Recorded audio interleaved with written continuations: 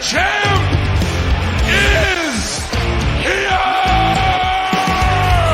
It's just a man!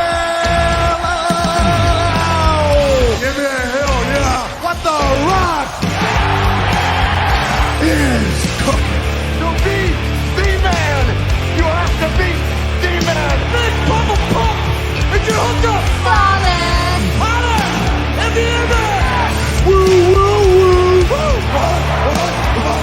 Cup of coffee in the big day. Let me talk to you. It's Tuesday night, and you know what that means. Fatcast Media proudly brings to you the latest edition of Work in the Marks. New Jersey's premier award-winning journalist and the president of Lakers Nation right here in the Garden State, Fernando Uribe. And ladies and gentlemen, these amazing guys join me every single week. The penultimate warrior, Patty Rican, and of course, the pitbull himself, Macho Rodriguez. Folks, ¿Cómo estamos, mi gente? what's going on there? Fabcast Media, folks, sharing is caring. Click that share button and let everybody you know how much you love Working the Marks on Facebook, Instagram, Twitter, obviously also on YouTube and all of our social media platforms. Shout out to D. Rotten, our amazing executive producer, who thankfully we don't have on screen too often. Obviously, that'll affect the algorithm a little bit, but we love D just the same. What's up, gentlemen? Chilling, man. You forgot to plug the OnlyFans. We're working on that one now. We got the OnlyFans coming up. Yeah, we're gonna do Work in the Marks OnlyFans. Got you. It's gonna be great. It's gonna be Fernando jet setting, Fernando hanging out on the weekends. It's gonna be Mach touching the meat, cutting up the meat. You know. We should take the Work in the Marks OnlyFans to Exotica next weekend. Yeah. You know We what I'm definitely. saying? Oh, hey, we need that plug back, by the way. That's it. Yeah, absolutely. Yeah. You know, I eat meals on the OnlyFans too, and I also model my hands. I do. I model my hands as well. So check out our OnlyFans. It's fucking popping, and I think it's free this month. So I think so. So, guys, folks, everybody out there, if you're talking wrestling, you know it's always here on Famcast Media. Let's get to it here. And you know what? I gotta say, one of the few times I can ever sort of start a show with this, but historic change last weekend in Chicago during Bound for Glory, Impact Wrestling's marquee event of the year. Scott D'Amore, Executive Vice President of Impact Wrestling, announced that starting on January of 2024, Impact will return back to TNA, Total Nonstop Action Wrestling, when they have their Hard to Kill pay-per-view emanating in January of 2024. I got to tell you guys, I'm excited. And as a diehard TNA / Impact fan, good to kind of go back to the roots where TNA really made their mark and got some ratings in the mid to late 2000s. Yeah. I guess I'm excited for it. I think the way that little promo that they had at the end, I thought it was really well done. I liked how they incorporated people from the past and people from the present, but I don't know. I mean, if they bring in CM Punk, I feel like by this time next year they'll already surpass AEW. So whatever. We do need a true number 2 in the business. well, when you say number 2, I think of one thing: shit. And this doesn't mean shit to me. So I think it's really nice for everybody that is enjoying this and enjoy it. But I could really give a rat's ass. TNA, Impact, call it whatever you will. They got talent. It's people that go there personally. I just don't watch it. So, yeah. But Fernando, that's fantastic. I'm glad you look really nice with your basketball team you're starting at the beginning of the year with. The Lakers. Lakers Nation, baby. Come Yeah. on. What's going on? He'll be a Nuggets fan around May, but we'll see. But guys, seriously, I mean, when you think about over 20 years, this company has done the best with what it has financially, also with a lack of a consistent TV contract. And hey, maybe getting back to TNA will maybe spike up something. I'm not sure about the 6-sided ring. That hasn't been announced as of yet. I've been sort of browsing social media for the last 72 hours after the announcement. I haven't seen anything yet. Why not? I think that'd be a mistake. I was never a fan of the 6-sided ring. I understand it was unique, but I wasn't a fan of it. You guys are workers, so you could probably you'll clearly speak more intelligently than I would on this. But I don't like the dynamics of that ring. It just, I don't know. It never was really appealing to me as a fan. But for you guys as workers, what did you ever think of that? Sting compared it to a boxing ring. Yeah. And AJ Styles thought that it was important because it set them apart. So it's two different workers from two different sides of the world, I guess. Two different styles, and there were differences of opinions on it. So, I mean, it looked like a snug ring. There wasn't a lot of bounce to it. It's a Mexican thing. It's a Mexican thing. You know, it's meant to display and showcase lucha, you know, and most of the time, those lucha rings that they use in Mexico are fucking boxing rings. So I can see what Stink's saying. I can see what AJ's saying, because AJ's a really creative guy, and I'm sure it aided it. But to quote Robert Downey Jr. in Tropic Thunder, you never go full retard. So no 6-sided ring for me. I think 4 sides is fine.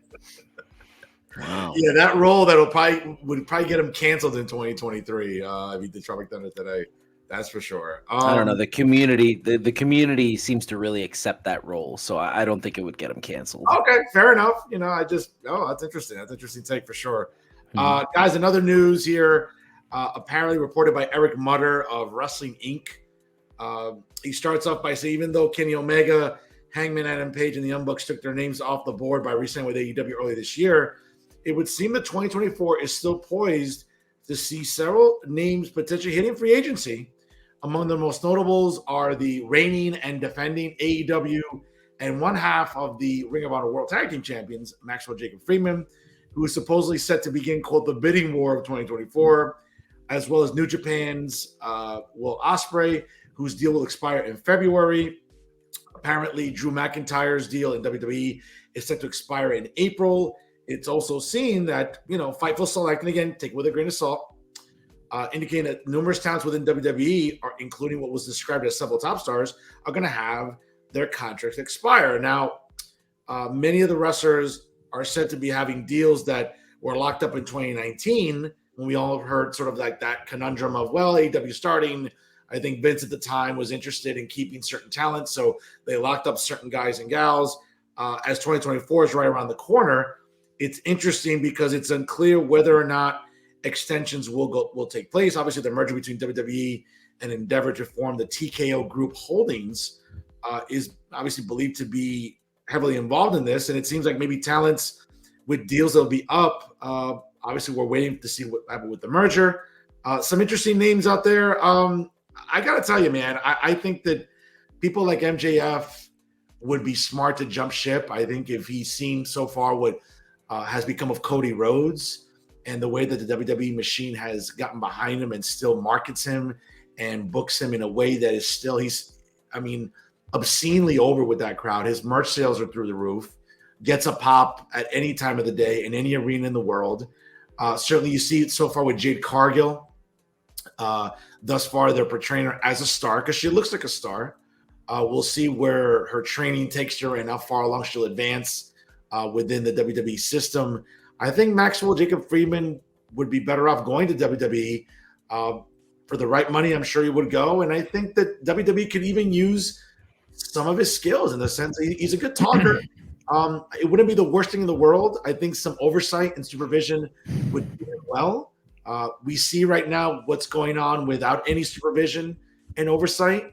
It's not the best promo work, I think, of MJF. Like, you don't know if he's a face, if he's a heel. One day he's getting a pop. One day he's soliciting boos. It's hard to read what someone like MJF does with AEW because they've dropped the ball with him. Clearly, we know that in NXT and or the main rosters, Paul, Jesse James, William Regal, Shawn Michaels, Bruce Pritchard. I mean, this brain trust would take someone like Friedman, who's still relatively young. I think he's in his mid-20s, and could maybe put a jetpack on him as well.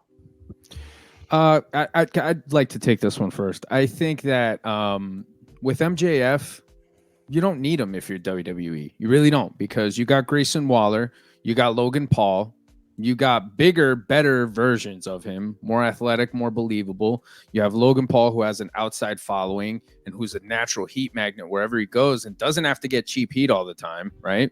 Hasn't been seen as kind of like a one-trick pony, right? But you do have MJF, who is a talented young wrestler, and I think he'd be a guy that would have to go to NXT. And, I think he's going to take whatever offer he's given. This isn't a guy who's going to go out there and command like $3 million for a fucking year, bro. Like, no, he's not going to command that kind of money. He's going to take what he's given and he's going to go to WWE and he's going to maximize what's around him. You know what I'm saying? I think he's going to be in NXT first. I think NXT would be good for him. And I would say that him potentially and Brian Pillman Jr. taking on each other for the NXT title, or maybe Carmelo Hayes or Braun Breaker if they're still there. I don't know, but I think he would have to go to NXT, dude. And he's a guy to me that I think, it's been uneventful. We haven't really seen anything different or amazing from the guy, but he's useful. He's fucking useful.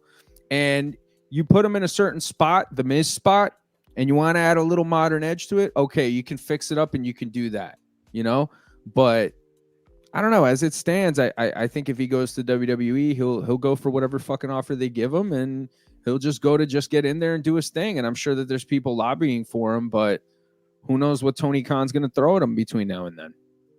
We saw so far what some of the dollar figures were in trying to lock up and have the Elite renew with them. But having said that, I think that someone like Hangman Page and Omega and the Bucks probably see the writing on the wall. And not to say that Endeavor, TKO wouldn't be interested, but I don't know, man. There's a lot of mileage on Kenny Omega. There's a lot of mileage on the Bucks. Hangman is obviously the youngest, I think, of the four. Mm-hmm. I'm not sure by how much, but the point is, I think that they were smart to renew with Tony Khan. They wouldn't get that money from Paul Levesque and TKO. I'm just convinced that Khan overpaid to keep him, because without the Elite, I mean, that's sort of like the cornerstone. Yeah, but their office there, though. They're part of the whole fucking nucleus of the thing. Yeah. So he kind of has to keep them in a way. And for the Bucks, they could work like whenever they feel like it. They could go out there. Kenny could go out there and do whatever. They could work on their other shit, and they're still making a fuck ton of money. I mean, it's a great choice for them. If they went to WWE, though, they would do good, and they would probably get $1 million for going over there each, and they would do good in merchandise and they would do good with crossover shit, but they would still make fucking money. They would get a ton of interaction. Fair enough. Sorry about that. No, you're good. Personally, I think Adam Page made a mistake. I think he would have been exactly the perfect guy to go to WWE. I've said this before. I can already picture him making his entrance to WrestleMania on a horse. Like, I can see that cowboy shit just on the background, like cowboy stuff or whatever. I could see the merchandise. He's an amazing talent in the ring. Kenny Omega, whether he has mileage or not, he's still one of the best wrestlers walking the face of the earth today. That's right. The Rockers Light, I don't think they're good enough to take out the trash in my house. And as for Maxwell Jacob Friedman, he might be the most underwhelming AEW champion since Jon Moxley's third run, where he was literally positioned to just transition the title. Yeah, but Hangman had like stellar matches with Bryan Danielson and Adam Cole. Like, he had really, really good matches. And Lance Archer. And don't forget Lance Archer. Yeah, okay. Yeah. And I mean, that's kind of how I look at it. The thing about Max that I feel like it's one of those things like I haven't seen yet as a fan is like, can you show me you? Where are you? Where's Maxwell Jacob Friedman? Because right now what I'm watching like a test tube baby of 80s Ric Flair and Andrew Dice Clay. And I don't know if that plays well in WWE. You know what I mean? Like when you listen to his promos, it's like, okay, like my dad was probably not the best dad in the world, and he bought me a VHS of Andrew Dice Clay's nursery rhymes, and that's kind of what I feel like MJF studied that, and he's like, I'm gonna go out here and I'm just gonna say the hot button topics. Well, guys, it's funny. I mean, this is probably a very unpopular opinion here, but the way that MJF has been booked as champion, I think to say it's underwhelming would be an understatement. I think it's been deflating. Yeah. Having said that, it's just one of many of Tony Khan's balls that have been dropped in the 4 years that company has existed. And I know that, listen, what I'm about to say is not going to be received very well, but at the time that it was formed, I loved the Pinnacle. I loved it. I thought it was a good idea to counter Jericho at the time and what that faction meant to AEW. I get it. It was a Horseman light. with the private planes and the suits and the coming out. And I get all that. But I thought that was on its face value. Listen, with the 57 factions in AEW, I thought that the Pinnacle in 2021 was one of the better ones that they had. And Khan dropped the ball with that. And subsequently, MJF, I think, I'm not sure even how to describe it, but it just seems like it's just continued since then. If you remember, after the Pinnacle disbanded, he lost to Jericho at All Out in September of 2021. Yeah, he had that famous showdown with Punk and that great, series of matches with Punk. But let's be honest, when Khan decided to put the title on, after let's be fair, MJF kind of held him ransom. He kind of held him ransom in the summer of 2022 after that promo, whatever, that work shoot thing he did. Mm-hmm. It's been underwhelming. So I think he'd be smart to get out of there because he's just not going to be booked the way that I think a guy of that talent level should be booked.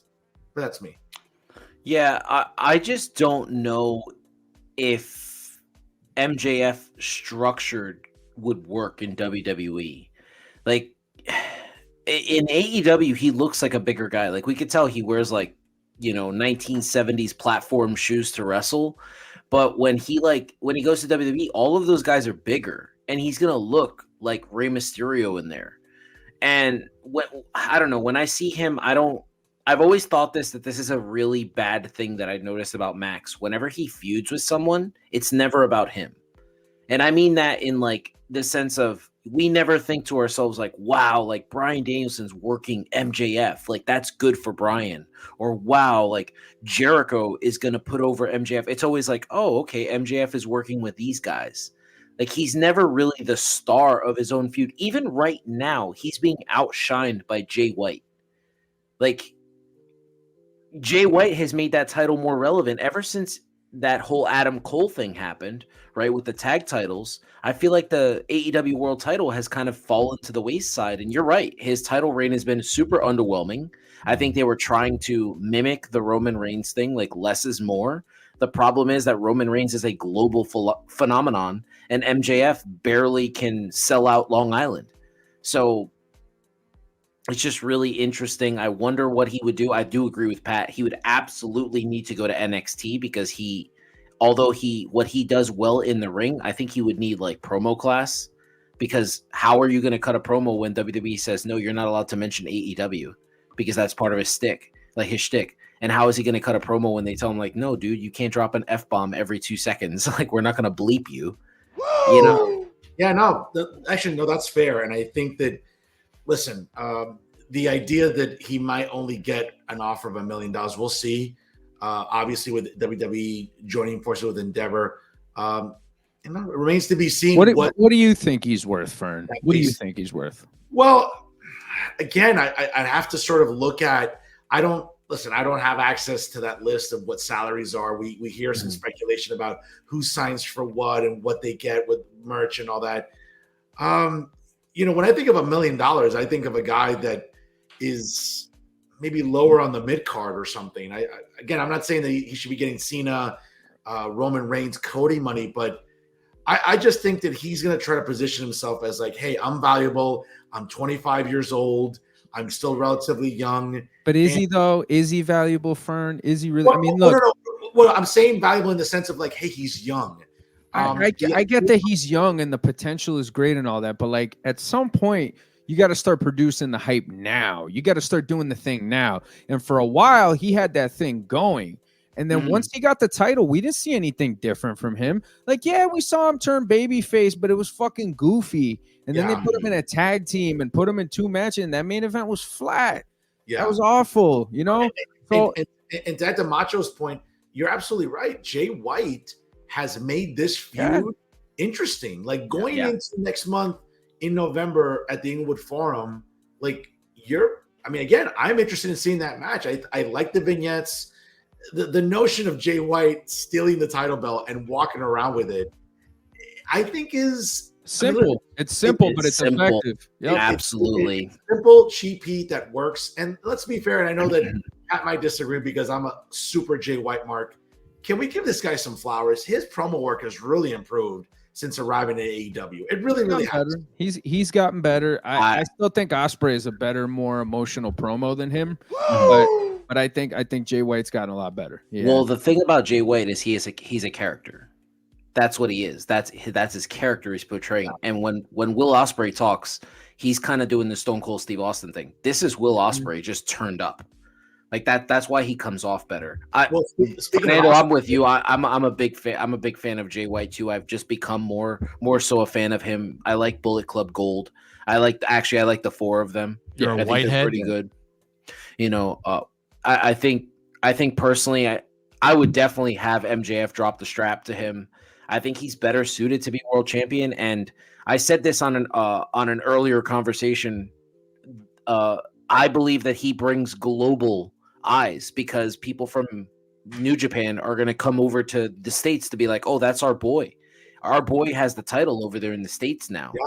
So I think Jay White makes sense for the company because they need that shit because they can't fill like an arena that NXT. But let's pump the brakes a little bit though on this too because he's not over that much with an American audience yet. I mean, he's not over the point where he's going to make a difference, in the attendance or anything like that. But I feel he's a good segue though, where you're trying to get to maybe putting a title on Edge. Because putting a title on Edge would make more fucking sense. And having him work with Edge, but they're not going to do that. But Pat, we're approaching the year mark of MJF's reign when he won it last year at Full Gear at Prudential Center. And let's be honest, it's been, to Macho's point, it's been uneventful. It is. It has been. Absolutely. One of the more uneventful world title reigns of any guy in any company in quite amount of years. But Jay White is good, but who outside of Marks, who outside of Hardcores fucking knows who he is? New Japan fans. Yeah, okay, but that's a tiny portion, though. I agree. People that are going to make a difference ratings-wise for them in the States, that are going to boost attendance, because those are their problems that they have to face. The international perception is fine. I don't think anybody in New Japan looks at them any fucking differently, but they've got major issues for a company that wants to be fucking serious. Patty, it is every week we get an update in the ratings and we get an update in the highest rated segments. And if you feel that the championship should go to somebody who boosts ratings, then that means that Swerve should be the champ because he has the highest rated segments in AEW for the past 2 months. That's over Adam Copeland. So like, I get that, I get it. Putting the title on Adam makes sense, but Swerve is the guy that gets people to turn the TV on. So no, certainly. Yeah. Definitely. You bring up a good point there. Another name you mentioned, obviously, whose contract will be up in February. You mentioned Will Ospreay. I got to tell you, and this is going to be unpopular to say, I like Will Ospreay. His promo work is great. Certainly, he's a global name per se because of working with New Japan. I just get this sense that, to Pat's point, TKO might look at him and say, all right, well, I think he's worth this. And they have a lot of guys like Logan Paul, who's a little younger, who's not as beat up as Ospreay. They have a lot of other high-flying guys that they may not need someone like Ospreay. I mean, bro, he wrestles a style. I'm not a worker. You guys are. But, I mean, I just watch him.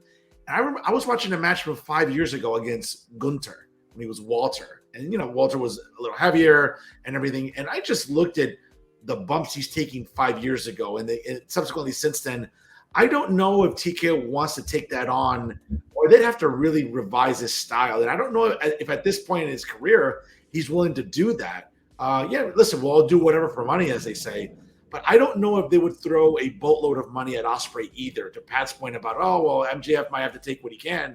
I kind of get the sense that maybe Ospreay would have to take what TKO would offer, and maybe Khan would overpay for him too. I disagree. I think TKO would pay whatever he wanted. That man is probably 1A or 1B to Brian, and he's changed his style of taking bumps too. When you watch him, if you watch that shit show of a match between him and Kenny Omega, he was not the problem. Kenny just didn't have anybody rein him in. Pat has said this for years. Gato used to rein Kenny in. He just decided, I'm just going to go out. He didn't even take the Tiger Driver right. Yeah. Like just the style, the way he took it was like, oh, I'm doing this for impact. And that's why Brian and Tony didn't like the way he took it. That's why they talked about it in the scrum afterward. But no, Will Ospreay, there's maybe one other person on the planet that could do what he does and doesn't look as good as he does, and that's Ricochet. For some reason, they don't want to push Ricochet. Boggles my fucking mind. I don't get it. But when I look at Will Ospreay, I'm thinking to myself that. But Macho, I hate to interrupt, but I mean Ricochet's promo work has improved, but not exponentially enough to merit a main event push either. To be fair. Yeah, you don't need to do that. Just throw a mask on him and make him Prince Puma. He'll be the highest seller in the company. Yeah, that's true. I mean, shit. But no, when I look at Will Ospreay, I think that Triple H is a fan of professional wrestling. He's a worker, and he has a worker's mindset, and he has that old school, like, Bill Watts, like, I'm going to do long-term storytelling. But I believe that Triple H wants Will Ospreay, Seth Rollins. That's the match that we've been talking about for years. Yeah. So he'll do whatever it takes to get that match. Ospreay's he's a phenomenal talent, dude. Like he is. I'm not saying he's not, but his style will be fine, dude. We know what he can do. He'll have good people producing him, helping him, putting him like where he needs to be to do what he needs to do. This dude, bro, I mean, like, he's gonna light up any fucking crowd that he goes in front of. Heel, face, it doesn't matter. So we're seeing the potential of this kid, and this kid, he's a dude. I would pay him before I pay MJF. I'm sorry. No question. Number one, he's taller. Okay, yeah. That's number one. No offense to small wrestlers. Okay, because I was once a small wrestler myself. But I'm just saying he's taller. He could fucking talk. Okay, he's a good-looking white boy. Okay, because all that shit matters. White boys. All that shit matters. White boys unite right there, but not like that, folks. Not like that. But he's got a lot of stuff going for him. He's international. He's English, bro. You think that they don't need another English wrestler for when they go to England to go nuts when they wrestle over there? You think that they don't want that shit? That they don't want to have European wrestlers that light up that crowd over there? He's the next guy to do that shit because I don't know how much longer Drew's gonna stick around for. If Drew sticks around. Get him out of here. Drew could go to AEW. Drew could go to Japan, right? For AEW, he'd go for the money. He knows the deal already, right? Anybody who goes to AEW at this point is going for the fucking money. But, you need somebody else. You need that English star, that next guy. I think if Will Ospreay's smart, bro, I mean, you want to keep wrestling all these great matches. You want to have 5-star matches. You want Meltzer to tell you you're the fucking greatest thing since fucking sliced bread. Great. 5 stars. Great. Go to AEW and do that. But if you want to make money and you want to become a fucking star, you want to mean something in this fucking business, go to WWE because Shawn Michaels taking a kid like that. That's exactly what I was going to say. I was going to segue to that. Can you imagine Shawn Michaels producing this kid, teaching this kid how to survive, how to make it, telling him how less is more? And honestly, Michaels, another thing that I think people don't want to pay attention to is like, Will Ospreay's he's a clean worker. You've never heard anybody talk about him hurting them, and that matters in pro wrestling. That matters. The fact that he's able to protect the people. Will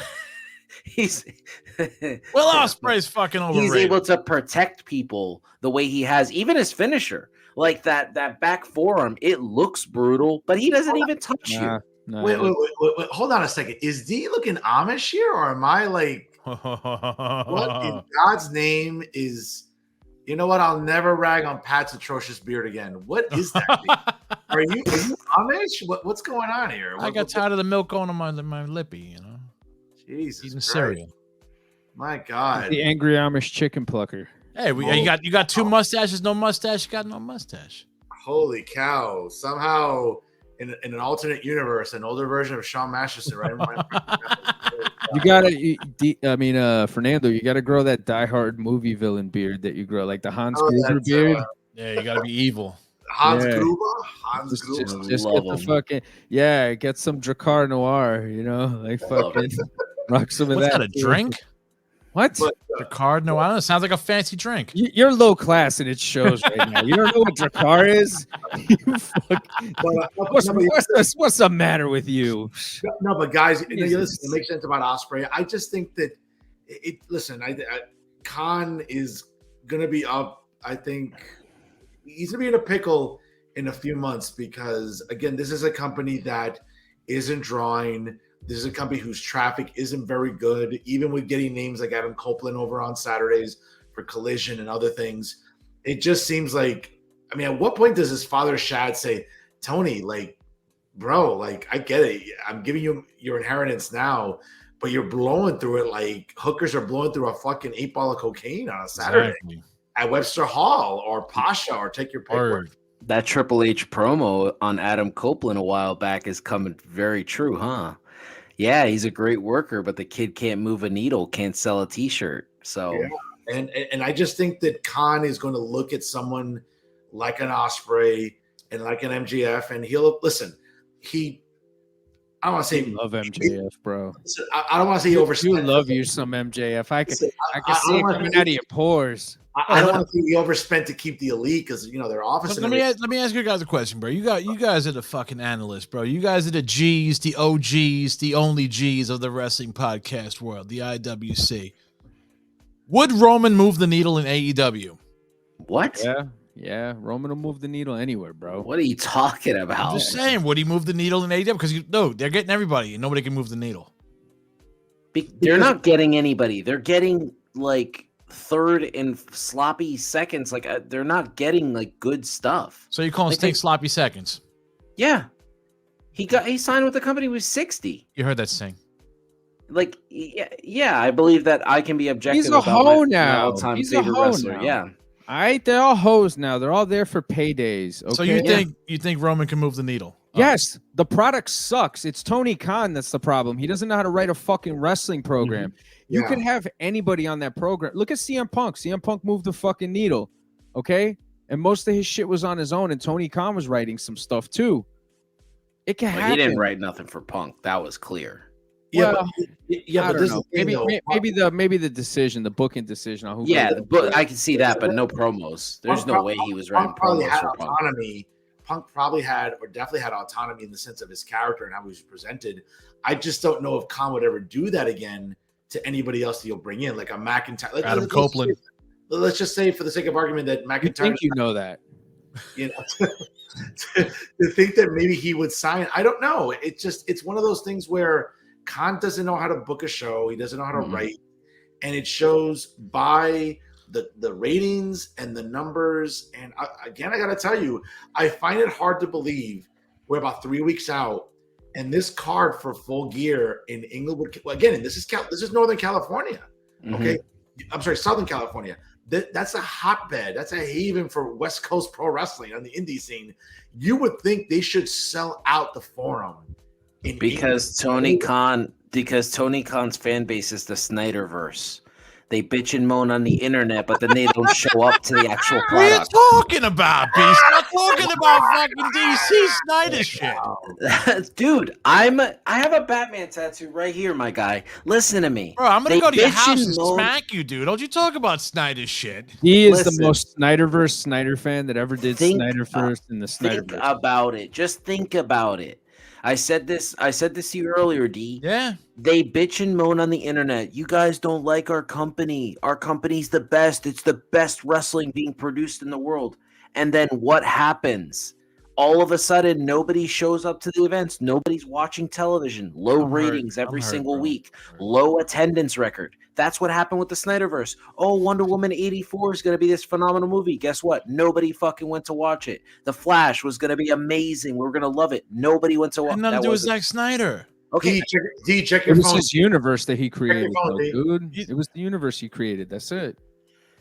Just the Yeah, I universe mean- he created, you know. that's exactly my point. Like that's what it is. Like they just didn't do well.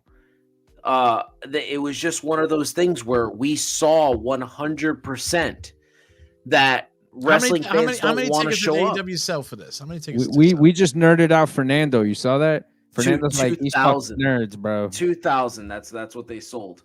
I don't know. When I look at when I watch them, I think of it all the time. I think, oh my god.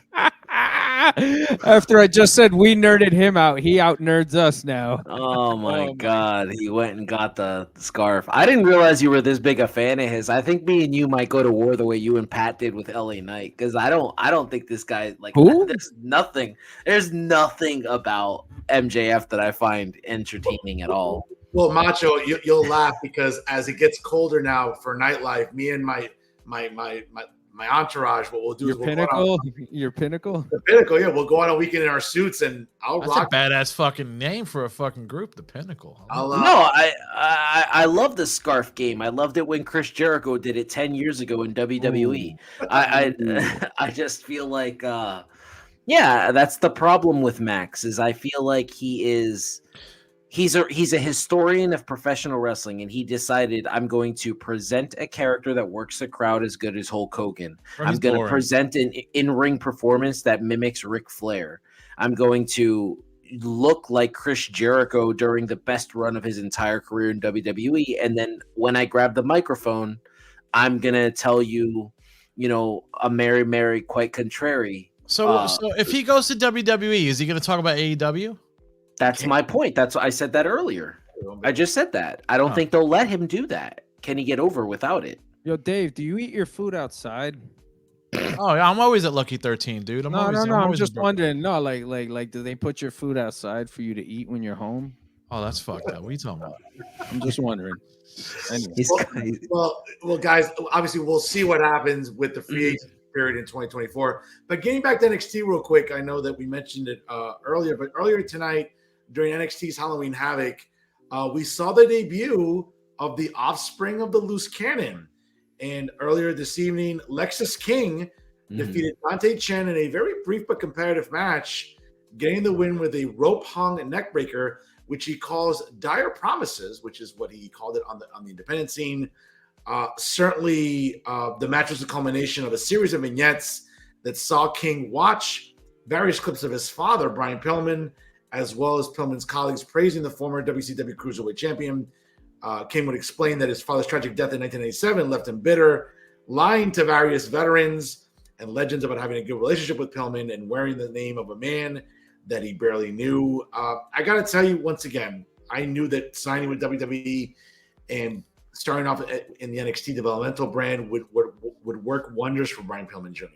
I think working with talent like Shawn Michaels, William Regal, A-Train, obviously other agents, trainers, I think that this is a kid that you can really cultivate into a star. You change the name. I think that was smart to do, certainly, and change up his look a little bit. He looks a little like Mordecai when you look at his hair and you look at his beard and everything. Very Mordecai-ish from that character. But I think the sky's the limit for this kid. Obviously, he's getting the right guidance, the right production value, the right training to sort of fix a lot of what was wrong with him for many years. And listen, as a diehard fan of his father, I would love to see Lexis King succeed. And listen, it remains to be seen whether or not he'll follow that trajectory. He's taking the first steps, brother. He's taking the first steps. And again, no one's saying he's going to be Braun Breaker, but we've all seen how far along Braun Breaker has come. And we all know the lineage of his family and the great workers. Does Braun Breaker know Steiner math? Well, I don't know. Well, he did at that one time, but I was happy to see Lexis King on TV tonight, get that win, and again, build a resume, build a product of work that he never had in AEW. Didn't use him correctly.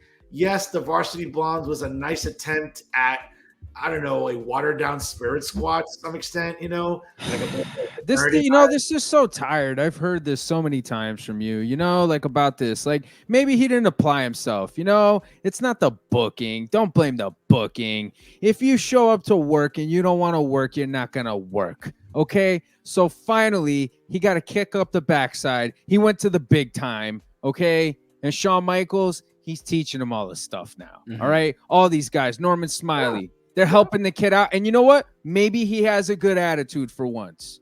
Okay? Because attitude is a big part of it, folks. All right? I know a lot about attitude. I have a great fucking attitude. Well, let's calm down there. I mean, let's not go off the deep end here. But no, fair point, Pat. Fair point. Macho, what do you think? I was excited. I'm excited for him. I love the idea that he's pulling the Braun Breaker in terms of like, I don't want to use my dad's name. I think that's a big deal. Happy birthday, Braun Breaker, by the way, 26 years old today. I don't know. I think I love his finish. I thought the finish was really solid. I liked his entrance hilarious and just unique, and that's what I think he needs to do. He can be a good character. So far, his programs going into this match, everything seemed really good, all of his segments, and I agree with everything Pat said. He's working with great people. Also and that's another thing. Going back to the Will Ospreay thing, I forgot about William Regal. That's a great point. This just in. Uh-huh. Lyra Valkyrie just beat Becky Lynch, became the champ. Yep. Wow. Cool.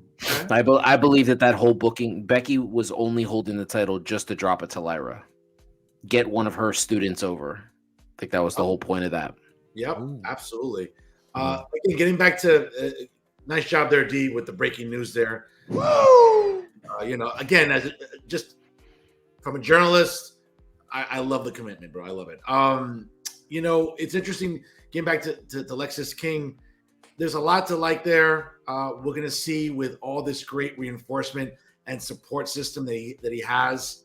See where it goes. I think the sky's the limit for this kid. He's still relatively young enough where he can maybe forge his own path and, again, differentiate himself from his father, who, listen, I think there's a soft spot for a lot of marks out there about his dad, but his dad never really ascended to the levels I think that maybe other of his contemporaries did. And, listen, there's a lot of variables, the accident, substance abuse issues, who knows what else, but we're never going to know what the potential was for Brian Pillman. But I can see now with his son, obviously now named Lexis King, there's a great possibility there. Yeah, I agree. Absolutely. Now to some main roster news here. Obviously, this Friday coming up, SmackDown will emanate from that rickety little town in South Texas there, San Antonio. By the way, programming, it will be on FS1. It will not be on Fox, since Friday night, 7 p.m. will be Game 1 of the World Series, which hopefully, if the Diamondbacks hold on, they'll be visiting Arlington, Texas on Friday night.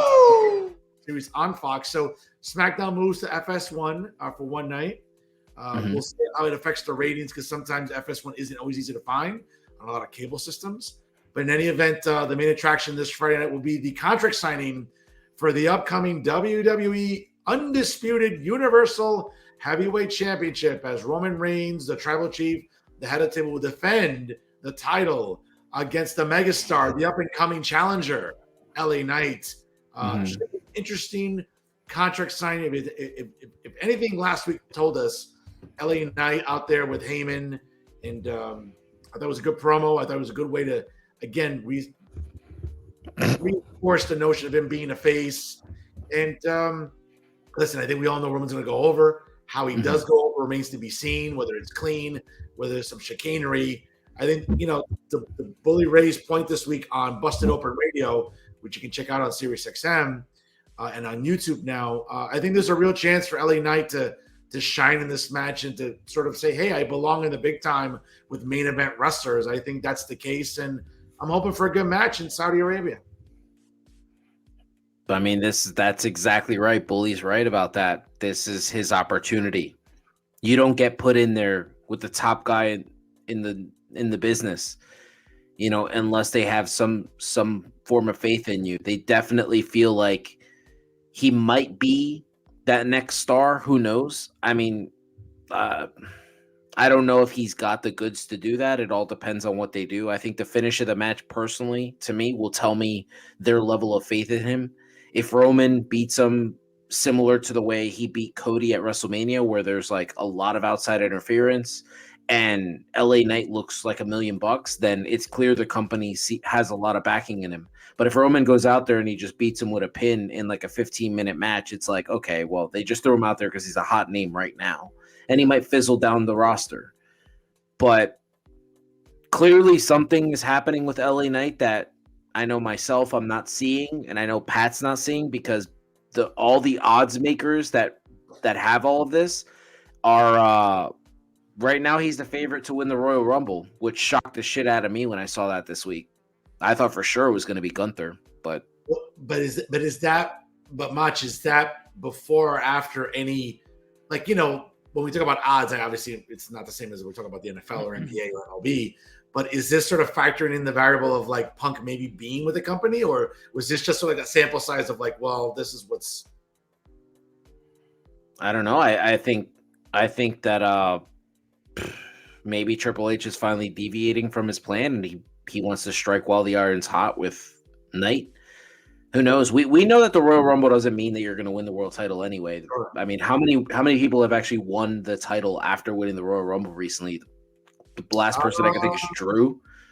So I'd have to think about it. But I mean, historically, since coincidentally 30 years ago is when the stipulation started in 1993 with Roman's cousin, Ronnie. Yoko.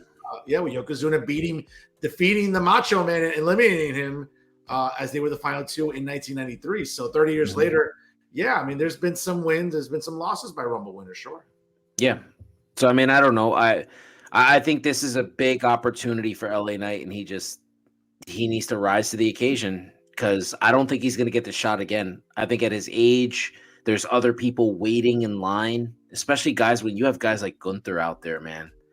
Like, he has to be willing to capitalize on it.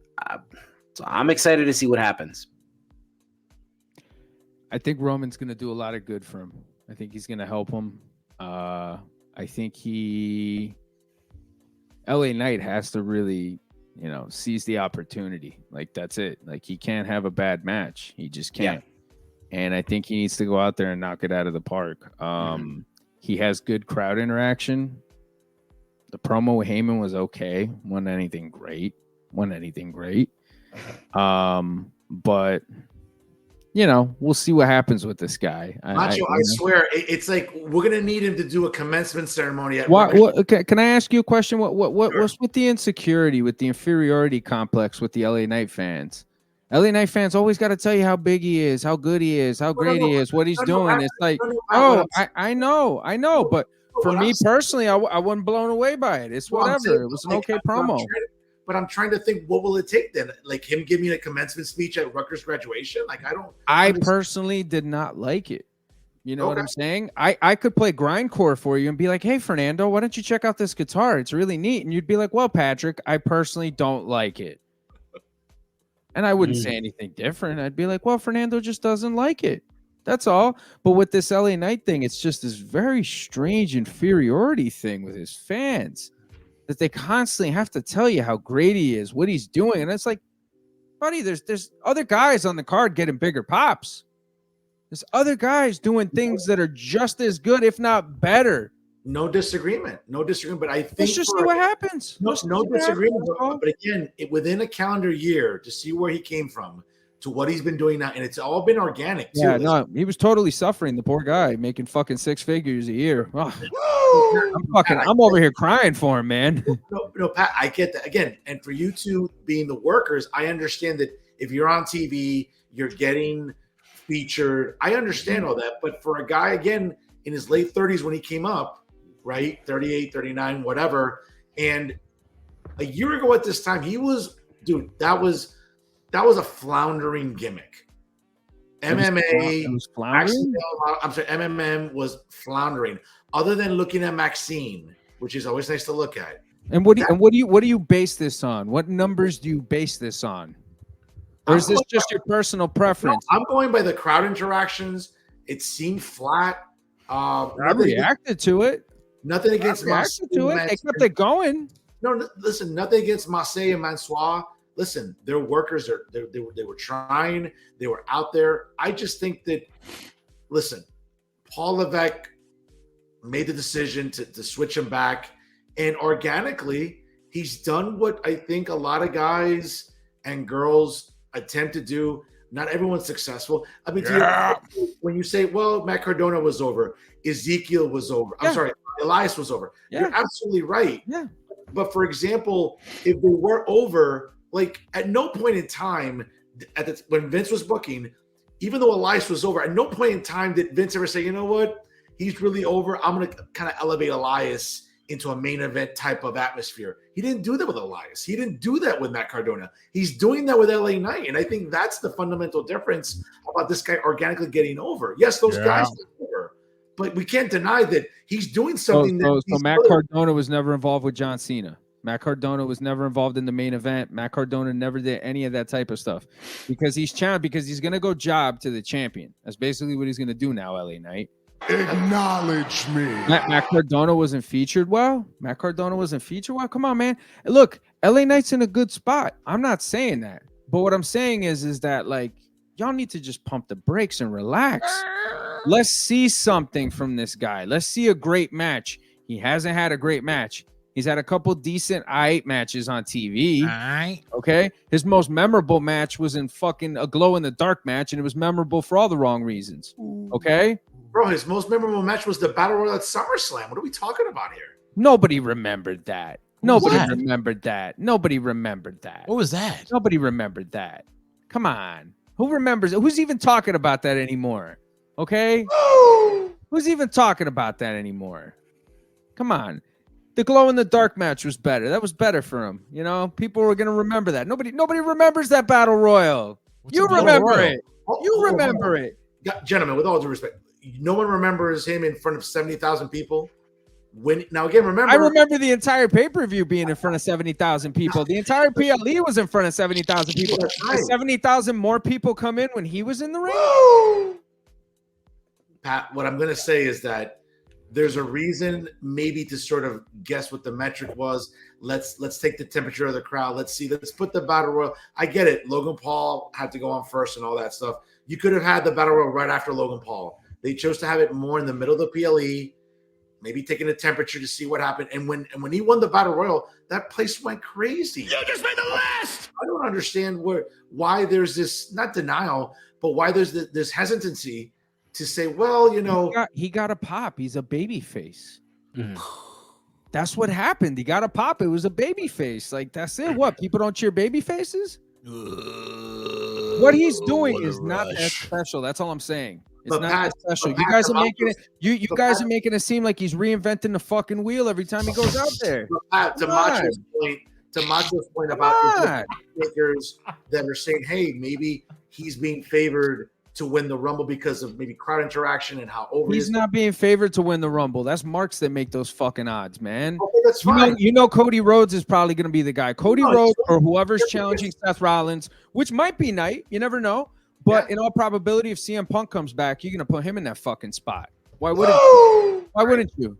Yeah, but getting back to like people that were mid-carders that got over and were again, Elias never got this hot or this high up in the card. He never did. Okay. Never. He was okay. over. Okay. Okay. Well, then. So what? There were another mid-card baby faces that got over, that got title shots, that lost? There weren't mid-card baby faces that have done that in the history of the business? Not that I know of. What makes this guy so fucking unique? No. What we're talking about is if we're saying gimmicks like Elias that got over organically, and yes, he was doing merch, he was doing the metrics, that's all well good. Vince never saw that him as someone, you know what, I'm going to elevate him a little bit more and put him in more main event matches. He never did that with someone like Elias. To your point about Cardona, yes, he worked with John Cena. Yes, he challenged for the Intercontinental title. But guess what? The very next night. Do you know what happened with Elias specifically? Do you know whether he wanted to be in that spot? Do you know if maybe he had nagging injuries and he could only do what he was capable of doing? We don't know the dynamics behind that. There's probably a lot of things that go into that. A lot of guys have been offered to be fucking champion but couldn't fulfill that. A lot of guys have been offered to move up the card, but they couldn't do it because they're good at what they do. Some guys are good at that, but Cardona at least flirted with that. Cardona was up there. Cardona had a WrestleMania moment. Yeah, and the very next night, Vince took the Intercontinental title off him. I'm like, what? Okay, great, wonderful. But he got the WrestleMania fucking moment. Who cares? Who cares? He celebrated with his dad. You know what I'm saying? He was there with his dad. Fucking Razor Ramon was up in that motherfucker too. And then he dropped the title to his best friend the next night. Mizwald Griswold. Okay. Uribe, you said just Elias take a never deep got breath over about LA Knight. That's all I'm saying, Fernando. Take a deep breath about LA Knight. Okay. You said Elias never got over. You do realize he had a WrestleMania segment with the Doctor of Thugonomics. No. He got. I'm saying is, no, hold on. What I'm saying is that he got over. He stayed. He was very organic in it. But the notion of like, well, let's elevate him into a potential main event feud or even into title pictures. That wasn't the case with Elias. But the title ain't everything, Fern. You don't have to have a fucking title to be in a main event. I You don't agree. have to have a title to be important. Look at I Roddy Piper, bro. I agree, but they never even put him in a title picture of any of even headlining a PLE to face the champion, whether on whichever brand. That's all I'm saying. I loved Elias. He got over organically. He was very over. What about his brother Ezekiel? He was fantastic too. Missed that guy. There you go. But guess what? Vince never saw in Elias, hey, you know what? Let's maybe have him challenge Lesnar or have him challenge the other champions at the time. He didn't do that. Paul sees something in Knight that, hey, you know, right now, let's strike when the iron's hot. Yes, he's going to lose to Roman. We all know this. Okay, the idea that some people say, oh, you know, maybe, you know, I think, was it Booker or somebody on a podcast? Booker T, like, hey, they should strike with the iron's hot. No, they're not going to take the title off of Roman. We all know that, well, at least we're under the impression that Roman's going to keep it till Mania. He's going to lose it to Cody, right? Because it seems like this thing with The Rock isn't going to materialize after all. And You're going to be so disappointed when he beats Cody clean. oh, no. Oh, Nacho. Nacho. I'm a rank mark. We'll see. Oh, okay. I was going to say, I felt like I was the only Roman fan on this. We'll on see. this No, I show. bought the shirt. I was all about Roman. We'll see. We'll see because Roman's contract's up in 25, dude. His contract's up in 25, and the dude When's wants Hogan's to rest. record? He wants How to far rest. is he from Hogan's record, though? dude, he beat don't know. Hogan's record, bro. He's got to go This for one, Bruno. The first, Yeah. the first one, 84, right? 84 to 88, or 80, whatever it was. I think maybe Triple H wants to break every fucking record. Yeah. I think that's what he's It kinda doing. seems like, Yeah, it right, kinda he seems would like have to that. hold the Yeah. title until 2027 to beat Bruno's record, I think. Yeah, Correct nah, me if I'm man. I don't see that happening. I don't see Roman Reigns. Remember, bro, the dude's got leukemia, man. He's fucking still sick. Like, you know what I'm saying? It's in remission and all that shit, but like, yo, man, he's given us a lot. Roman Reigns has given us a lot for a Always long decade. time Always at a comes back very to- fucking high level, dude. He's you given know? us 11 years. Yeah. 11 years. Yeah. And people just want to, like, it's been that long. He's at 1,210 days plus. Wow. Yeah, he needs another 200 and something days to beat the 1,400 day streak.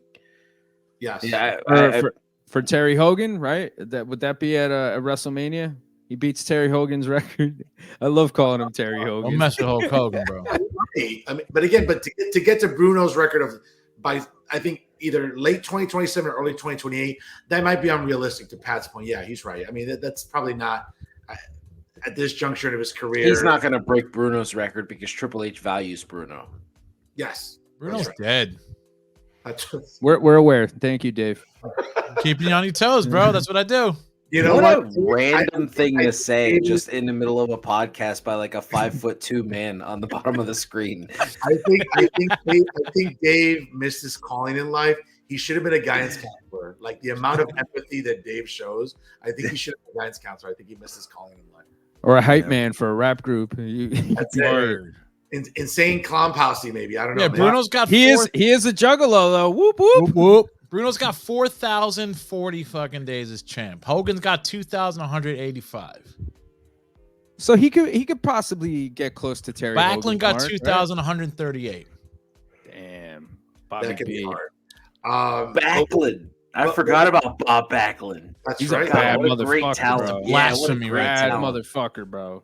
But Hard the dude. guys we'll see obviously Friday night on FS1, Yeah. jam-packed SmackDown. Yeah. As we head into Crown Jewel in Saudi Arabia on the following weekend at 1 p.m. Eastern time. Start time, obviously, for the PLE there for us here on the East Coast in the United States. Great PLE, I'm sure. And, you know, it sort of helps us segue into, we're just talking about WrestleMania and potential opponents, potential matches. It seems like, you know, main topic this week, you know, CM Punk's name is still resonating in dirt sheets after this past Saturday night at the Chicago Blackhawks home opener. He was involved in the video vignette to welcome the crowd, very much like Patrick Warburton, Putty from Seinfeld does for the New Jersey Devils. He did that at the United Center for the Blackhawks. And subsequently, the Blackhawks lost that game, which was kind of interesting. He put up the horns. But in any event, we know that he was in Chicago over the weekend to film that. He was at the Blackhawks game. He did appear backstage at Bound for Glory. Met with some of the talent. Met with Scott D'Amore. Certainly, he was spotted at the Performance Center again. Ace Steel was involved in some production over the weekend with Bound for Glory. So his name is still hot right now. You can make the case he's the most talked about free agent right now in pro wrestling. It's the best in the world, baby. We'll see what happens. But again, unpopular opinion coming here. He's going to sell merch. He's going to draw ratings and get some metrics. But I just think that for a guy that'll come in Chicago, most likely at Survivor Series, again, the increased capacity for the building, for the PLE, and then maybe subsequently he may win the Rumble and challenge Seth Rollins. I think this is going to be probably the peak for him. He wants that WrestleMania moment. Maybe he'll get it, maybe. But I'll tell you right now, after that, I don't know if the ceiling is still very high for him at his age. He's had some injuries. We'll see, obviously, how the agent is matches, but he's still the most talked about free agent, and he hasn't signed anywhere to the best of my knowledge.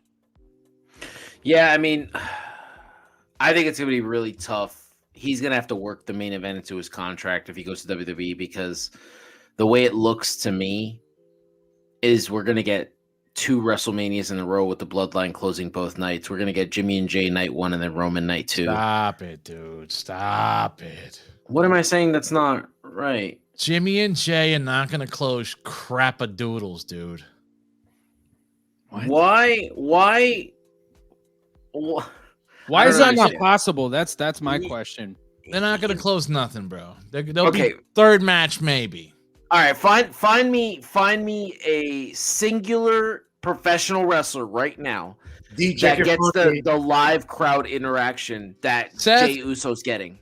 Seth is gonna fucking close out night 1. Go Rhodes, man. Códigos. Codes. No, The codes. He gets the same reaction that Jay gets. Yeah, but Roman's not gonna fight. No, Roman's taking on fucking Cody possibly on night 2. But he's not going against fucking. What Mach is saying Rock. is that Jay gets a huge babyface response similar to what Cody gets. And Seth gets a great response. So you're gonna put the brother rivalry over a heavyweight title? I mean, why not? Who cares? Who really gives a shit, bro? Really, at the end of the I'm day, a Punk, Mark. I'm sorry. That's what I'm fucking arguing over, bro. I want to see Punk look, get his fucking due. I'm totally down with Punk being in a title match at WrestleMania. I think that's awesome. I think great.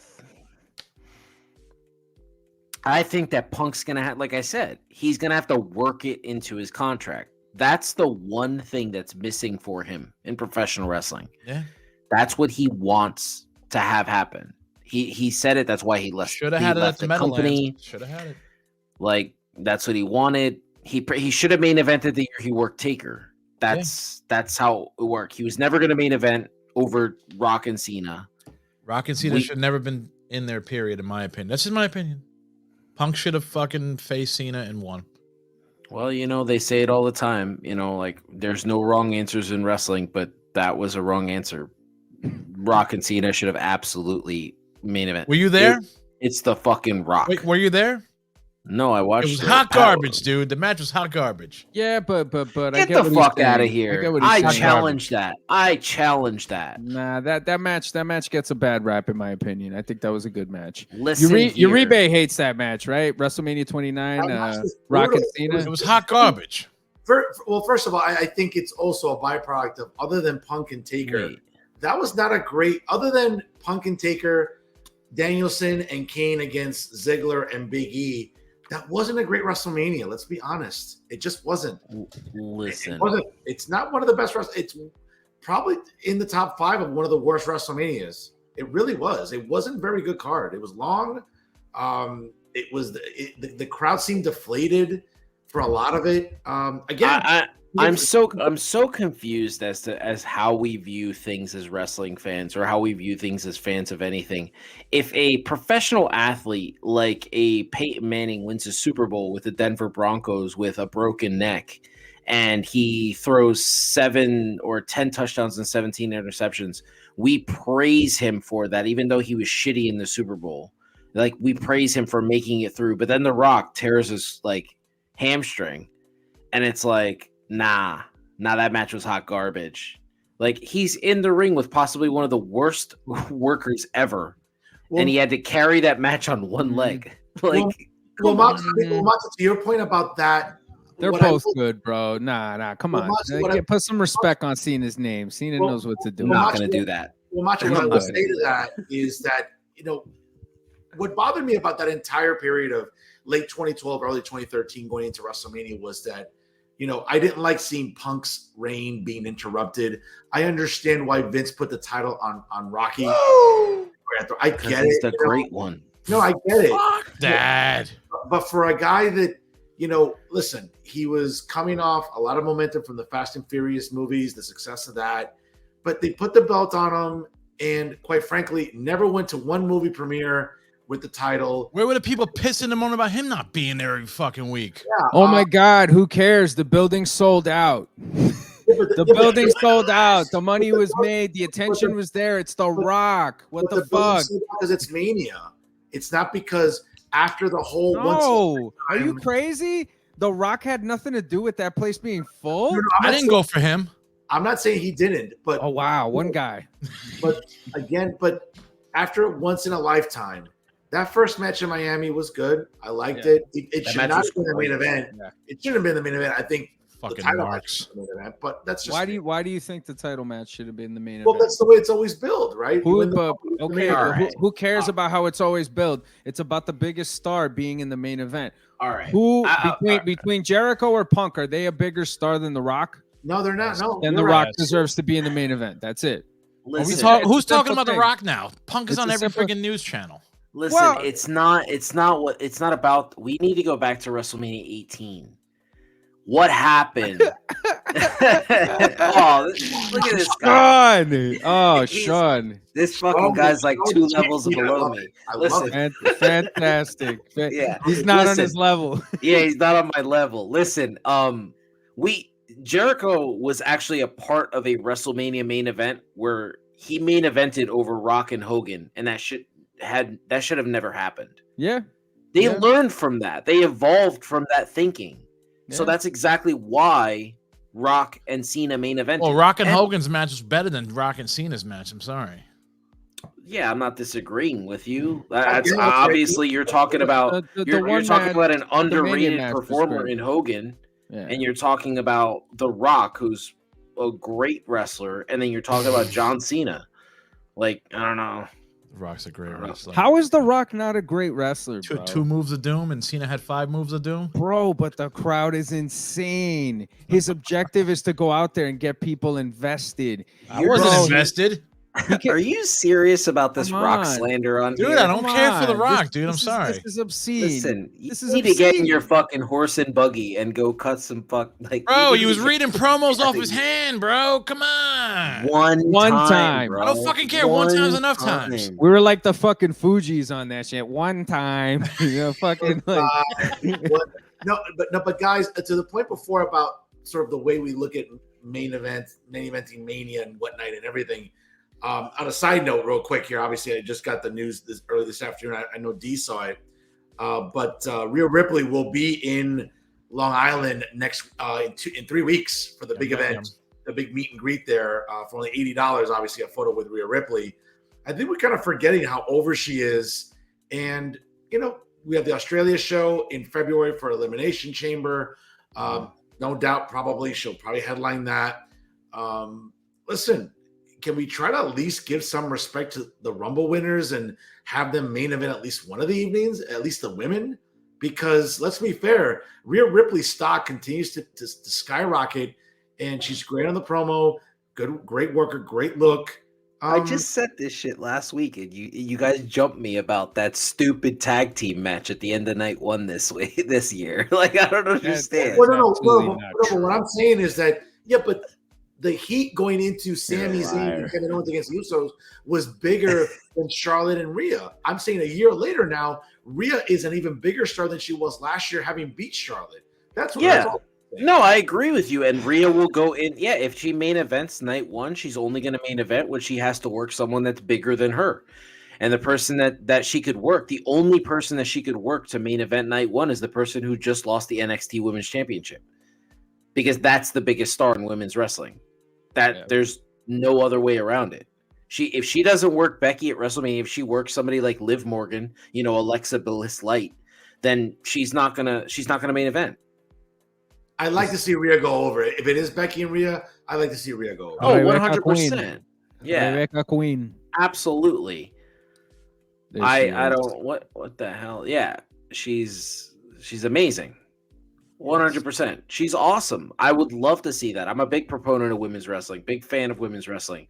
I don't see it happening because I feel like we're going to get it the second time in a row where she's going to be presented as like a main event star. But I think by the time we get to WrestleMania, Jimmy versus Jay is going to be one of the hottest things in pro wrestling. Dude. I totally agree with that to an extent. I understand the Rhea thing, but I think at the end of the day, it falls down to a simple formula. The biggest star deserves to be in the main event. The biggest stars deserve to be in the main event. Well, I don't care about what you earned.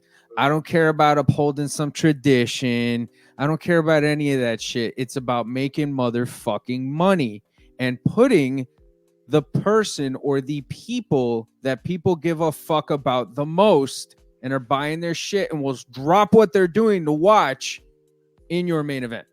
That's your responsibility as a fucking promoter. And that is never going to change for WWE. WWE is not going to give something to somebody because they deserve it. Yeah, Bryan Danielson deserved the world title when he fucking won it, but he had the best fucking story going in wrestling. And at the end of the day, that's what it's about. It wasn't just story, bro. He was outselling everybody in merchandise, and he also was packing arenas. Yes. And there were people in like college basketball games, in Major League Baseball games doing all his across chants. sports. It was All across everywhere. Yep. He was the biggest. He was the most organic superstar. Nobody's ever been that over. The only other person you can even compare to him is Stone Cold Steve Austin. That's it. And getting back to stars and the main events, getting back to Punk, I mean, potentially should he sign with WWE? Hold on a second. You Did you just break news? I'm sorry. I got breaking news right here. I wrote it down here in pencil, as you can see. We've got breaking news here on Working the Marks. So this one's hot off the presses here. This is from the Dirty Sheets, all right? Oh, nice. Here we go. Billy Body leaking some stuff, and this is pertaining to CM Punk. Now, based on what Billy reported here, and I'm going to kind of sum it up a little bit here. If I was a betting man, which I'm not, okay, you play. That's kind of it's not betting. I don't do it for money. I do it for fun. There's no jackpot at the end of the season. There's no jackpot. There's no jackpot. It's friends. Yes. We go to a comic shop. There's no jackpot. No. There's no money. Nobody. We're nerds. Yes. What the We're fuck? nerds. That's it. That's it. Wow. Okay. That's Get it. to the There's no money. I want to know what's happening. So I am not a gambling man. It's about the strategy, all right? It's like people that read Playboy in the 70s for the fucking articles. I enjoy the strategy of it, all right? It's not about gambling. It's not about something dirty. Anyways, I got a scoop here, all right? So basically, the situation is that CM Punk is going to be at Survivor Series in Chicago, okay? And the reason for this is because TKO and WWE, well, TKO is WWE and UFC, right? Yeah. And TKO have Ari Emanuel and Dana White in their camp. And both of those guys had a very positive relationship with CM Punk when he was in the UFC. They like CM Punk. They're not against CM Punk coming back. Vince McMahon has publicly said that he would welcome Punk back, that the door is always open for him, okay? So contrary to whatever shit you're going to see in the dirt sheets, SRS, Meltzer, all these other guys that are talking all this stuff, this is the real deal news. Vince McMahon left the door open for him. The reason being, Bruno, Hogan, Warrior, all these other fucking people that everybody said, Brett, nobody, they'd never come back. They all came back. Money fucking talks, okay? They also don't blame Punk for any of the problems that went on in AEW. I know this is something hard for some people to fucking wrap their heads around, but Swallow it's it. true. Now, the reason being is that people like FTR have spoken to people within WWE about what's happened, and they do not blame Punk, and they also want out. Jade Cargill, Cody Rhodes, Steve Regal, they've all spoken their piece about what's gone on in AEW and what the situation is in AEW. Cody has attested to the fact that Punk is not a fucking bad dude. Okay. And another big factor is part of the setup backstage for a lot of the upper main event talent. Now, people like Roman Reigns, when they come in, sometimes they don't come in at the same call time as everybody else. Main event people can come in a little bit later. Main event people can leave a little bit earlier. Main event people often stay in different hotels. Brock Lesnar stays in a different hotel than the rest of the talent when they go to a town, you know? All of these different things. When he's in the hotel, he uses a different elevator to get up. Like he'll use a service elevator to get to his room because, you know, they really value keeping that kayfabe, but more importantly, catering to a lot of the talent. Becky Lynch has her own dressing room. Seth Rollins has his own dressing room. Cody Rhodes has his own dressing room. Roman Reigns has his own dressing room. CM Punk, if he was there, would be there and not really be seen by anybody. He wouldn't have to interact with too many people. And if he did, you know, I'm pretty sure it would be fine. More importantly, a lot of the talent has been polled recently by management as to what their feelings would be if CM Punk came back to WWE. And a vast majority of the talent have said they don't give a shit, you know, bring him back. Let's go. So from what's being reported by Billy, they're offering CM Punk $250,000 to do a one-night mystery appearance spot at Survivor Series because Endeavor and TKO really want to capitalize on the positive PLEs that they've had, the good crowd responses, the social media interactions, everything that they've been doing. And they want to bring Punk back for that one night in a mystery spot, have him come out, get paid $250,000. And also part of the negotiation of him doing this would be 25% of the money that he makes in merchandise, which would probably be a t-shirt that night or something. Right. And that alone would probably get him to at least $500,000. Okay. So $500,000 for one fucking night's work.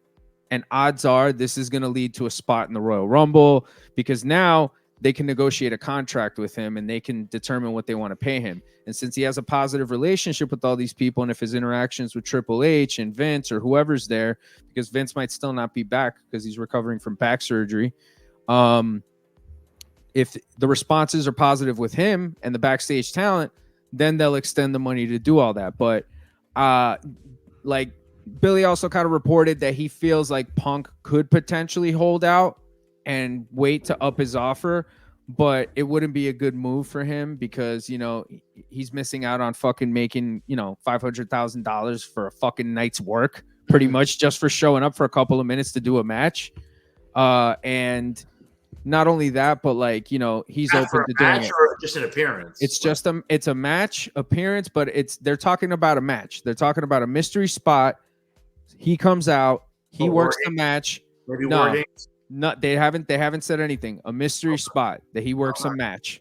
Okay. Now they haven't said whether it's the main event or not. They haven't said anything. If it's the main event, that would be fucking insane. But they haven't said what it's gonna be. But he's gonna come out. He's gonna work that spot. Now, the other thing too is like, yeah, Punk could hold out, but he's not gonna fucking hold out. He's definitely not gonna fucking hold out because he's gonna take the money while he fucking can. And more importantly, all of that stuff's gonna lead to better shit in the future. Plus, the Chicago crowd, they don't want the Chicago crowd to be disgruntled. You know, they don't want to have anything like they don't want to have Survivor Series there and not have something hot for that fucking show. They don't feel like their life is threatened, right? No, they don't. And that's the other thing. WWE doesn't believe that. Regal doesn't believe that shit. Nobody believes any of that shit. They don't care about any of that shit. They understand what that company is. They know what the situation is. They're about making fucking money. You know what I'm saying? And they understand that if he comes back, he's going to make money. And for him, he could get a Legends deal. He could get a part-time deal. He could do a variety of different things. He's going to generate a ton of fucking interest. I mean, just imagine the clicks alone on social media the night after. You know, the replays on fucking Peacock for the fucking PLE. I mean, dude, the buzz alone is going to be fucking insane. So it's worth it for all the parties for both parties to really have him come back. They use him for the video games. Now you can download him on the fucking video games, making figures, making merch, making all this shit. All that shit's going to fucking sell. And then you lead to a fucking Hall of Fame induction eventually, you know? So I think for him, this is a no-brainer situation. And it's definitely something that I think the fans would fucking love. I think the fans would totally fucking appreciate. And it would be something that would, dude, that crowd would go fucking bananas. They would go fucking bonkers. The wrestling world would go fucking bonkers. And all these people that tried to shit on him fucking months ago would take everything back. And they'd be fucking marking it the fuck out. Another side note here too, as far as it goes with Ari Emanuel, Ari Emanuel isn't necessarily responsible for telling Vince what to do. Ari Emanuel is mostly responsible for cost cutting, budget, and if WWE want to sign like a star or something, like if they want to bring in like a Logan Paul or celebrity or something like that, The Rock, that type of stuff. Bad Bunny, although Bad Bunny I think is also done through Triple H primarily, but Ari Emanuel has like no ability to fucking supersede Vince McMahon whatsoever when it comes to any of this shit. Like Vince is the guy who still gets phone calls. Like right now it's 100% Triple H. Triple H is responsible for all that stuff. But as you inch closer to Mania, as you inch closer to, the main event of WrestleMania, who Roman's going to drop the title to, stuff like that, that's stuff that Vince McMahon will be consulting on 100%. So yeah, basically based on this information, folks, I would say CM Punk's going to be at Survivor Series. And I think it's going to be a really, really awesome moment. What spot he's in, we don't know. I know this is going to drive a lot of people crazy, especially the AEW fans. And I want to pick your brains, guys, on this. But, this is a testament, I think, to the major structural issues within AEW, man. This is a testament to the fact that it's a poorly run fucking company, okay? And that a guy like Punk, who was perceived as the problem, as the bad guy, okay, who got shit from some little fucking dickheads and put him in their motherfucking place, okay? Some dude who stood up for himself, all right?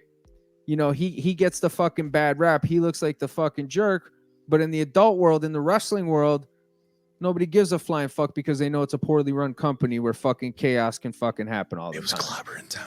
So, this is a big problem for AEW, I think, moving forward, and it's going to be exciting. So, Fern, what are you thinking of this news here? I've been on this. I mean, when we look back to August of 2021, when basically the United Center was sold out without Tony Khan even explicitly saying that he was going to appear, just even the mere inkling of him possibly appearing, that's sold out United Center.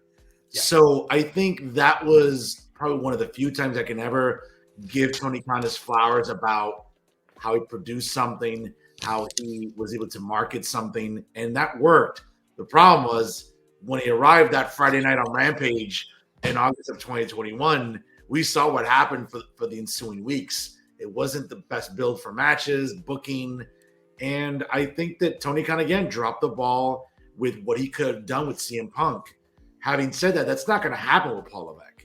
That's not going to happen with the brain trust there. They're going to know how to present him, and they're going to know how to maximize his value. Tony Khan didn't maximize CM Punk's value, I think, as well as someone with the functional brain of a Paul Levesque, of a Vince McMahon, of a Bruce Prichard, the brain trust that knows how to produce television. And having said that, I think you're going to see a fundamental difference. Yeah, it's at the United Center coming up for Survivor Series. If you think the pop for that Rampage that Friday night was loud, this might supersede it. But again, one step at a time. Yeah, I think AEW underestimated the fan base of CM Punk, and they're about to witness how fans are gonna galvanize behind him. Yes. When this whole thing happened with CM Punk, it felt like we weren't getting the real story. It felt like we were just getting a one-sided story from these two kids who just wanted to be the Hardy Boys, but could never lace Jeff Hardy's, crack bracelet. it was just one of these like really harsh things. Like, I don't know. I'm excited for CM Punk. I believe that Pat's right. I think he takes this money. I think he does this one shot because he knows, like, I gotta take it in good faith, and then hopefully he negotiates himself, a contract. I don't know. For me, I'm already thinking of AJ Lee. Like, if CM Punk comes back, like, is she gonna come back? Because that's to me, that's more important than Punk. Like, just being an AJ fan. But I don't know. I'm excited. Hopefully her health is up to par because I know that she was having some neck issues. Yeah, but anything. I mean, even to just be inducted into the Hall of Fame, whatever, she deserves to be there. Like, she's that good. She's that important to the women's, revolution. And but yeah, for CM Punk, I'm excited for this. I think this is great. The potential of him versus Seth Rollins, knowing that Seth has been working this angle for years. For anybody who thinks that Seth Rollins he legitimately hates CM Punk, you're being worked. And Roman, it doesn't matter. He said it. He doesn't like him, but if it makes money, bring him in. Like, it's that simple. He said it himself in an interview. So give us what we want. We've always Macho, and also too, I mean, just because I like to see misery in some people, the fickleness and the sour grapes by the AEW audience online, the Meltzers, the Alvarezes, the Sean Ross Sapps. Oh, Listen, I'm a humane person. mm-hmm. I don't like to see people squirm, but I might take a lot of joy in seeing that fan base squirm, just have full-blown meltdowns, like their porn website crashed and like they don't have access to it. Like, I think that's the level of insanity I think we might say. So I'm looking forward to that. I think the level of meltdown will be worse than when Ray got the lightsaber over Finn. It's going to be that serious. It's like, oh, a girl got a lightsaber. We're going to just trash an entire series. Bro, you need to stop, dude. You need to stop. That's the level of... I mean, technically a girl had a lightsaber. Amazing. Yeah, but, a girl had a lightsaber before her, and she was not going there, Macho. Not on this her name was Ahsoka Tano, just saying. No, I understand, but what I'm saying is the meltdown... Wasn't there a Jedi in episode 3 with a big rack and the long, like, she was a Jedi too? Remember, she got killed during Executive Order 66, the girl with the big rack? Yes, her name was Sheen. Okay, yeah, okay. So. Well, what I'm saying is, but for some reason, the fan base melted down when Ray, like, I don't know what was worse, the meltdown there or when she called herself Ray Skywalker. That's the level of meltdown. That is stop. You're about to have me meltdown right now, bro. She's a Skywalker. Get over it. Chill. And, it's just going to be that level of meltdown. It's going to be hilarious. It's going to be the level of meltdown of, like, Bernie getting mad that we're ganging up on him, like, at a park. Like, it's just the level of meltdown that's going to happen with AEW fan bases is going to be outrageous. And I think finally they'll turn on Tony Khan. Like, finally they'll be like, you idiot, you let this happen. First Cody, Dragon Lee, Roxanne Perez. So. That might make Tony heel, bro. Tony might turn heel, be the greatest heel of all time. Nah, he won't. He won't. He can't be. He can't talk. I'm gonna hold the microphone like Meltzer now because we're doing this. I know how much Uribe loves that shit too.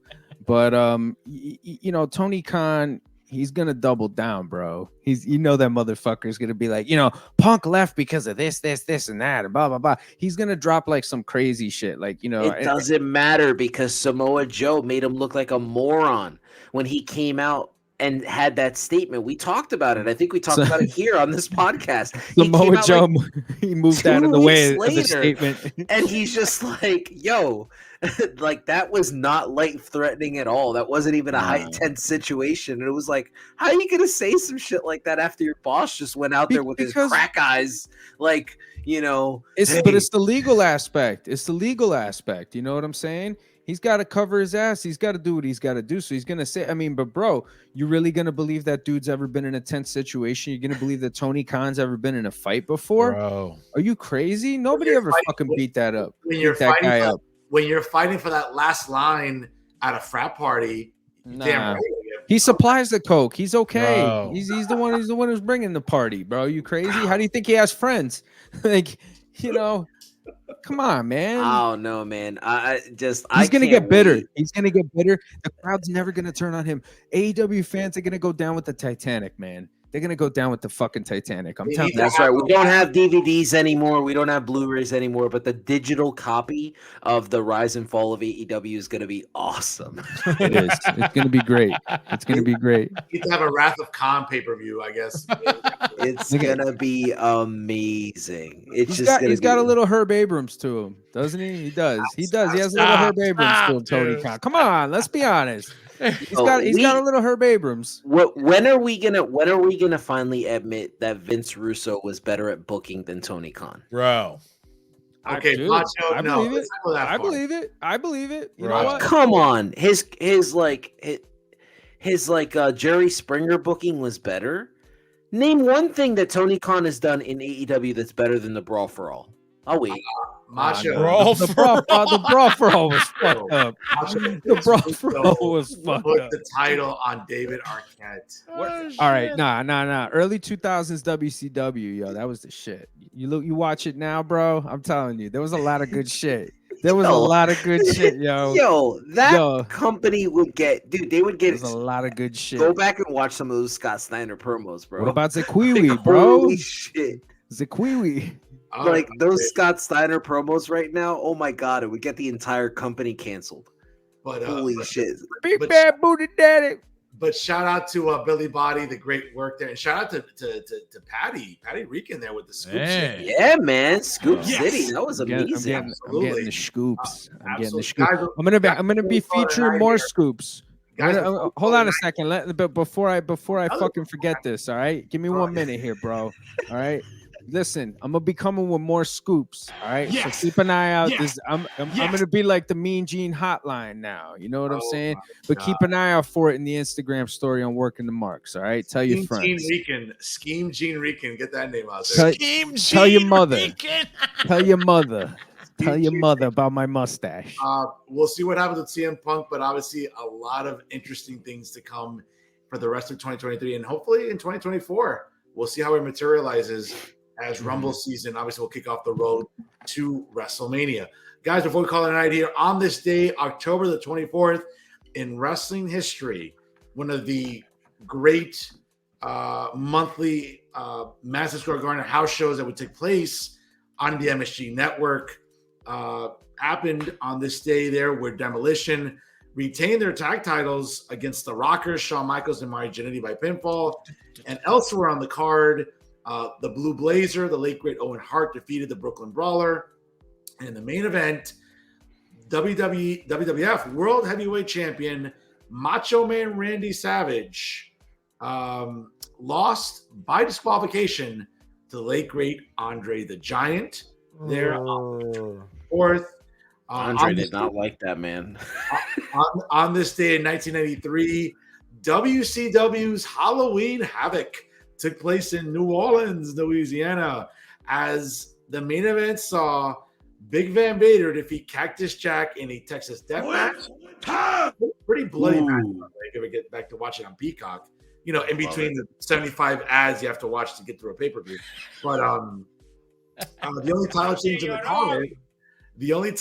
in the card, saw the Nasty Boys defeat Marcus Alexander Bagwell and Too Cold Scorpio to win the coveted WCW World Tag Team titles. On this day, also in Cleveland, Ohio, in 1998, Yes. the Dudley Boys took the ECW Tag Team titles from defending champions Rob Van Dam and Sabu, making them a record 4-time holder of the ECW World Tag Team titles. Also on this day in 1999, WCW's Halloween Havoc emanated from the world famous MGM Grand Arena in Sin City in Las Vegas.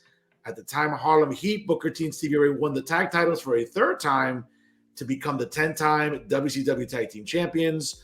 Later on, Sting would retain the WCW World title against Hulk Hogan in just 3 seconds after Hogan laid down in the ring. In possibly the best match of his WCW career, Sid lost his WCW United States Championship to Goldberg after the referee stopped the match. And in the main event, Sting issued an open challenge, which the announcers said was non-title, and the challenge was answered by then U.S. champion Bill Goldberg. William Goldberg.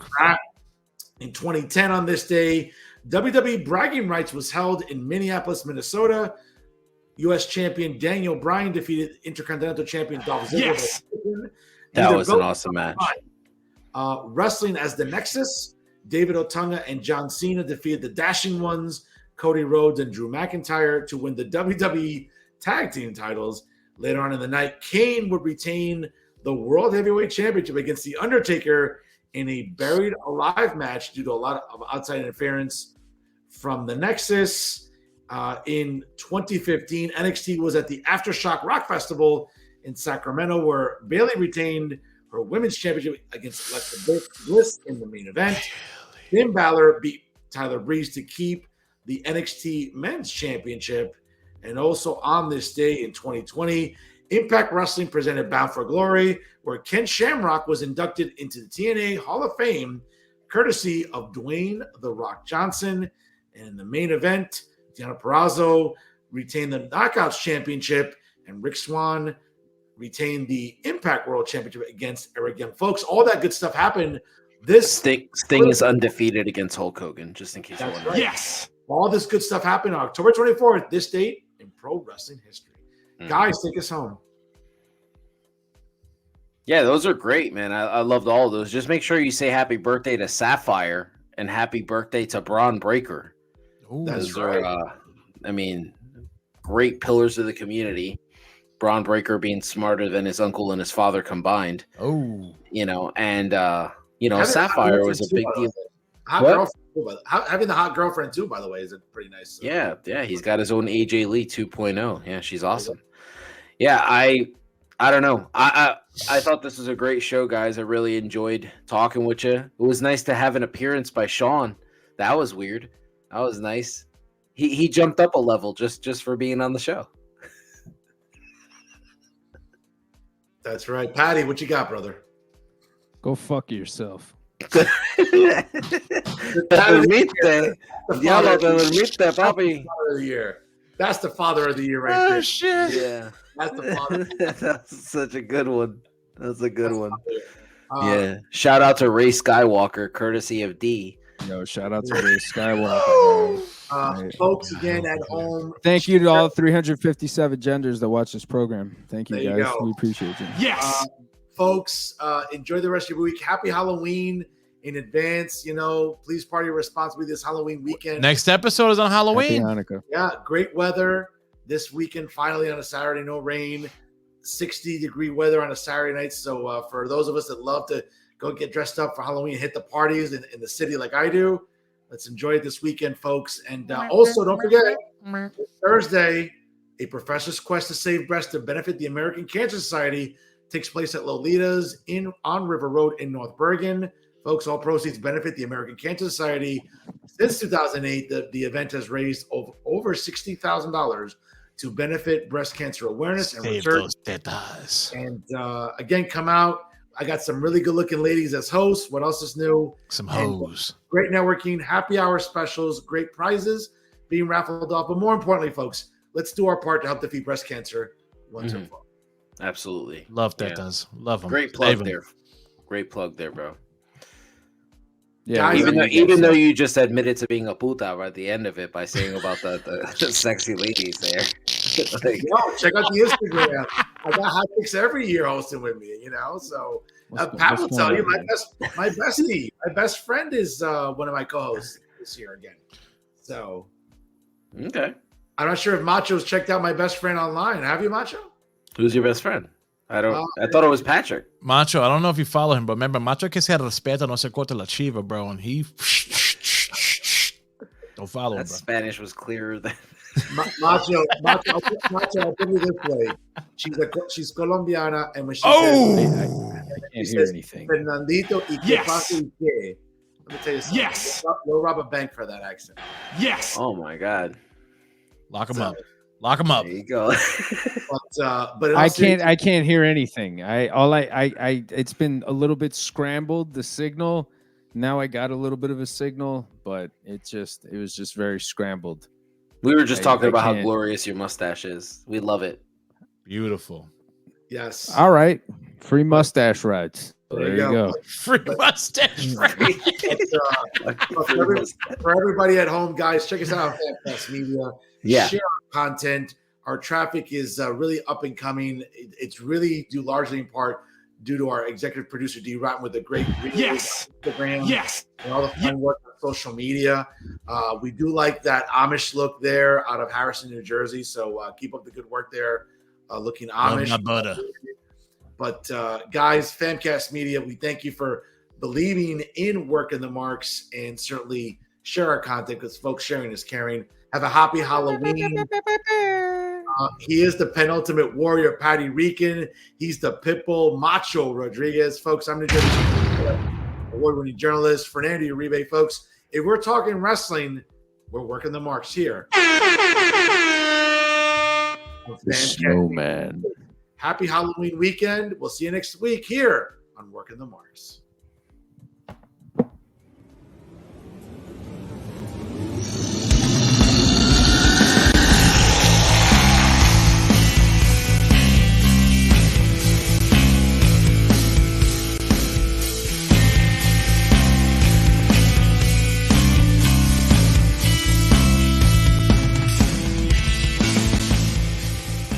Famcast Media.